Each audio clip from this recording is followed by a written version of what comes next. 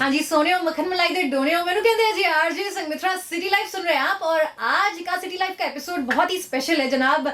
मोहम्मद रफी साहब को आज हम याद कर रहे हैं और कोई ऐसा मौका नहीं छोड़ते जब हम आरजे संगमित्रा डीबी रेडियो उन्हें याद नहीं करता। और आज की जो ये सुबह है जनाब, हमारे साथ मोहम्मद रफी साहब के डाई हार्ड फैंस के साथ भरी हुई है। हमारे साथ स्टूडियो में आए हुए हैं इस वक्त जसपाल सिंह जी जो है die hard fan Mohammed Rafi Sahab के, साथ में है राम आनंद जी और उनके साथ है विमल त्रिखा जी जो है चंडीगढ़ बॉलीवुड फैसिलिटेशन सेल के फाउंडर मेंबर। सबसे पहले तो जी आया नु सारे हाल कैसा है जनाब का। Okay, thank you.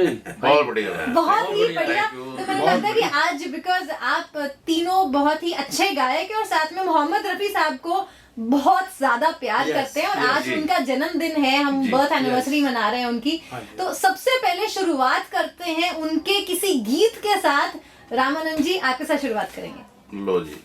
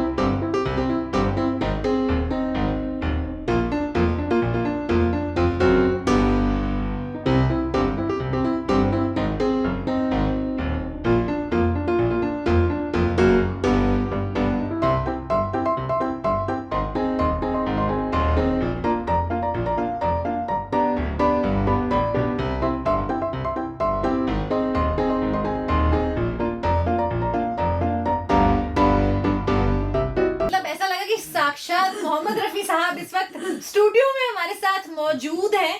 विमल त्रिखा जी, आप बॉलीवुड चंडीगढ़ बॉलीवुड सेल के फाउंडर मेंबर रहे हैं, तो जाहिर सी बात है कि आपका बहुत ही गहरा रिश्ता रहा है बॉलीवुड के गानों के साथ। स्पेशली अगर मैं ओल्ड इज गोल्ड की बात करूं तो क्या मैं आपका एक कोई भी ऐसा किस्सा जान सकती हूं जिसमें मोहम्मद रफी साहब की गायकी ने बहुत ही अहम भूमिका निभाई हो? जब मैं बचपन में छोटा होता था जी। तो मैं रफ़ी साहब के गाने रेडियो पे आते थे तो हम सुनते थे जी। जब हम मार्केट में किसी हेयर ड्रेसर के पास अपने बाल कटवाने जाते थे जी। तो मैं हेयर ड्रेसर को पहले कहता था कि रेडियो लगाओ, पहले रेडियो लगाओ, रफ़ी साहब के गाने लगाओ, फिर मेरे बाल काटो। मैं तब से रफ़ी साहब के बचपन से गाने सुन रहा हूँ और मेरी शुरुआत वहीं से हुई थी। और मैं रफ़ी साहब के जो फास्ट गाने हैं, जैसे कि एक मैं आपको गाना वो मैं ज्यादा पसंद शम्मी कपूर के, जैसे ये गाना है, बार बार देखो हजार बार देखो ये देखने की चीज है हमारा दिलरुबा, टालियो टालियो टालियो, बार बार देखो हजार बार देखो ये देखने की चीज है हमारा दिलरुबा, टालियो टालियो टालियो। भाई ये एक ऐसा गाना है जो कि एक्चुअली में एवरग्रीन गाना है। आई थिंक आपने क्योंकि वो मूड सेट कर दिया है। तो सर आपसे मैं जानना चाहूंगी जसपाल जी, अगर मैं मोहम्मद रफी साहब की कुछ बातों के बारे में बात करूं तो ढेर सारे लोग उनके बारे में जानते हैं, उनकी गायकी के बारे में जानते हैं। तो आपके लिए कैसे मोहम्मद रफी साहब एक वो कहते हैं ना अनफॉरगेटेबल हो जाते हैं? वो इसलिए कि उन्होंने जो भी गाया ना रूह से गाया जी। जैसे सुनने में आता कि वो जब भी किसी के लिए गाते थे, किसी हीरो के लिए गाते थे, वो पूछते थे कि मैंने ये गाना किसके लिए गाना है जी, वहाँ की सिचुएशन लोकेशन क्या होगी गाने की, तो उसी हिसाब से वो गाना गाते थे जी। जैसे राजेंद्र कुमार के लिए उन्होंने जो गाने गाए बहारो फूल बरसाओ वगैरह, याद ना जाए बिचनों की, वो उसी अपनी जो उनका वॉइस टेक्सचर था वो उनके साथ उनकी मिला देते थे, चाहे जितेंद्र हो, धर्मेंद्र हो या राजेंद्र कुमार हो। बिल्कुल सही कहा। तो वो ऐसा लगता था पर्दे पे जैसे वो वही गा रहा है, जो एक्टर वही गा रहा है। धर्मेंद्र के लिए ऐसा धर्मेंद्र गा रहे हैं, जितेंद्र गा रहे हैं, मतलब ऐसे उनको आवाज को ऐसा चेंज कर लेते थे वो कि ऐसा लगता कि पर्दे पे हीरो नहीं, खुद हीरो ही गा रहा है, रफी साहब हीरो गा रहे हैं। बिल्कुल बिल्कुल सर, इसी बात पे एक मोहम्मद रफी साहब की याद में एक गाना तो हड्डी आवाज दे। हाँ जी, मैंने ये गीत रफ़ी साहब के तो सभी गीत मुझे पसंद है, लेकिन ये गीत उनके मैं जो उनकी जन्मदिन के मौके पे उनको श्रद्धांजलि के तौर पे मैं देना चाहता हूँ। एक फिल्म आई थी उस्तादों के उस्ताद जी सर, 1963 की फिल्म थी। उसमें एक गीत रफ़ी साहब का 100 बार जन्म लेंगे है जी, 100 बार फना हो गए। वफा के दीप जलाए हुए निगाहों में भटक रही हो भला क्यों उदास राहों में, तुम्हें ख्याल है तुम मुझसे दूर हो लेकिन मैं सामने हूँ, चली आओ मेरी बाहों में। 100 बार जन्म लेंगे, 100 बार फना होंगे, ऐ जान वफा फिर भी हम तुम न जुदा होंगे। 100 बार जन्म लेंगे, 100 बार फना होंगे। किस्मत हमें मिलने से रोकेगी भला कब तक, इन प्यार की राहों में भटकेगी वफा कब तक, कदमों के नशा खुद ही मंजिल का पता होंगे।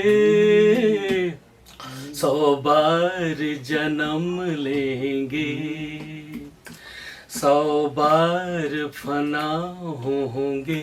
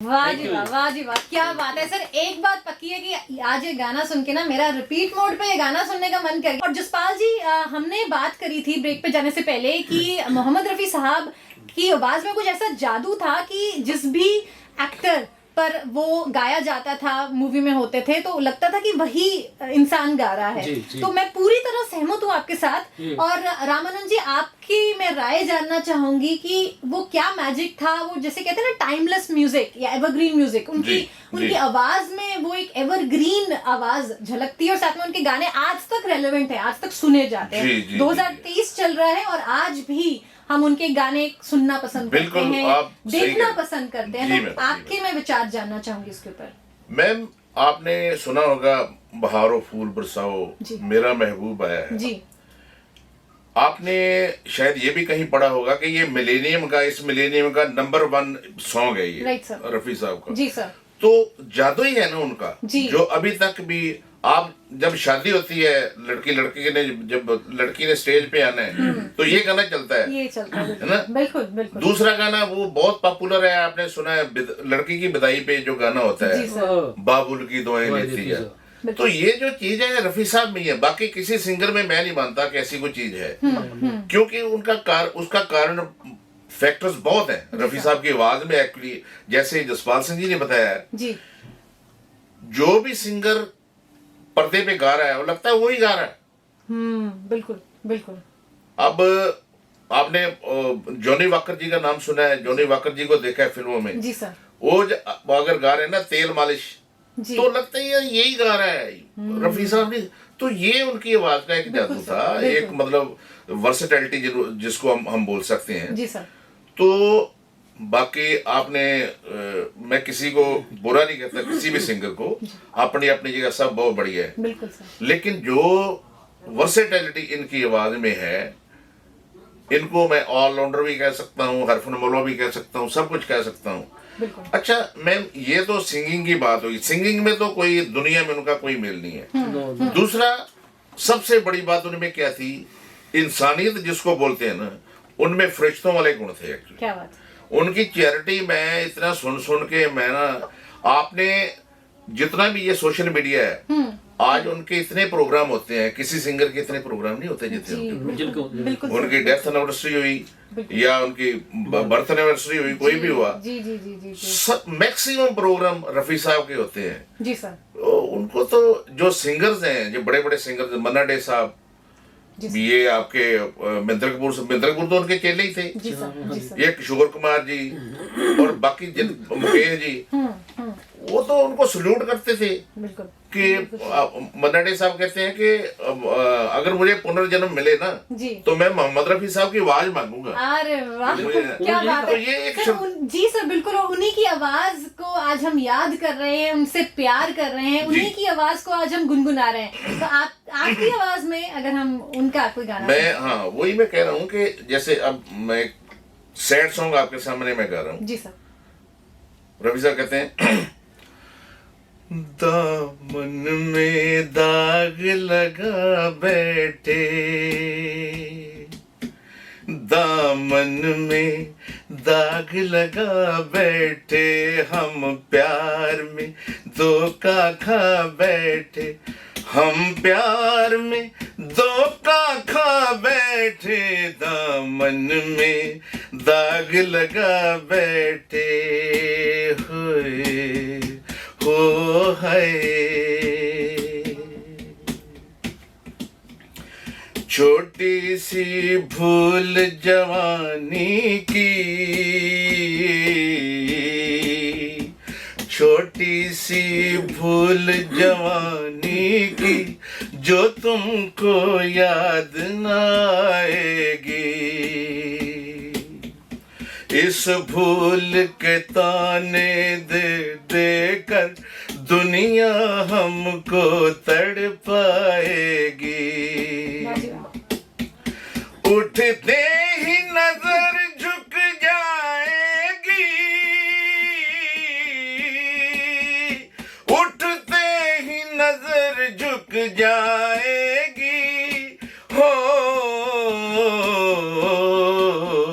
उठते ही नजर झुक जाएगी, आज ऐसी ठोकर खा बैठे, हम प्यार में धोखा खा बैठे, दामन में दाग लगा बैठे, हाय हो है। क्या बात है, क्या बात है। तो सर, अगर मैं बात करूं मोहम्मद रफी साहब की हिस्ट्री के बारे में, उनकी बायोग्राफी के बारे में, तो कुछ ऐसा किस्सा मैंने सुना है कि आप उनके ਤੁਸੀਂ ਉਹਨਾਂ ਦੇ ਪਿੰਡ ਦੇ ਲਾਗੇ, ਤੁਹਾਡਾ ਪਿੰਡ लगता है, बिल्कुल मैम, एब्सोल्युटली राइट। मैं वेरका गांव का रहने वाला हूँ।